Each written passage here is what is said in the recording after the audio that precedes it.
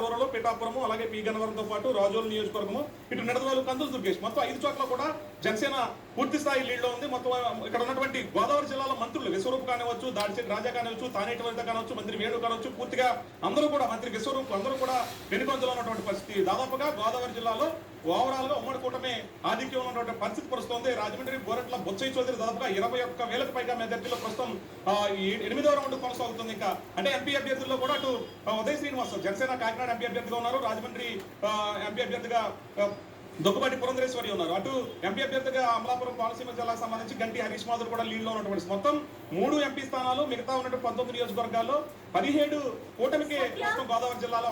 సత్య, పవన్ కళ్యాణ్ ఈసారి power punch కొట్టబోతున్నారా? ఎందుకంటే ఇప్పుడు ప్రస్తుతానికి అయితే 5 రౌండ్స్ ప్రకారం 20,000 మెజారిటీ కనిపిస్తుంది అని చెప్తూ ఉన్నారు. ఇంకా ఎన్ని రౌండ్స్ మిగిలి ఉన్నాయి? ఎలాంటి అంచనాతో ఉన్నారు? ఎంత మెజారిటీతో పవన్ కళ్యాణ్ ముందుకెళ్తారని చెప్పి ఒక ఎక్స్పెక్టేషన్ అక్కడ కనిపిస్తుంది. మొదటి నుంచి పవన్ కళ్యాణ్ 1,00,000 మెజారిటీ పక్కా అని చెప్పారు. అదే దిశగా కొనసాగుతున్నటువంటి ప్రస్తుతం రౌండ్ పూర్తి అయ్యేసరికి సుమారు అంటే 20,000 ఆధిక్యం పైనే ఉన్నటువంటి పరిస్థితి నేపథ్యంలో ఇంకా దాదాపుగా మొత్తం కలిపి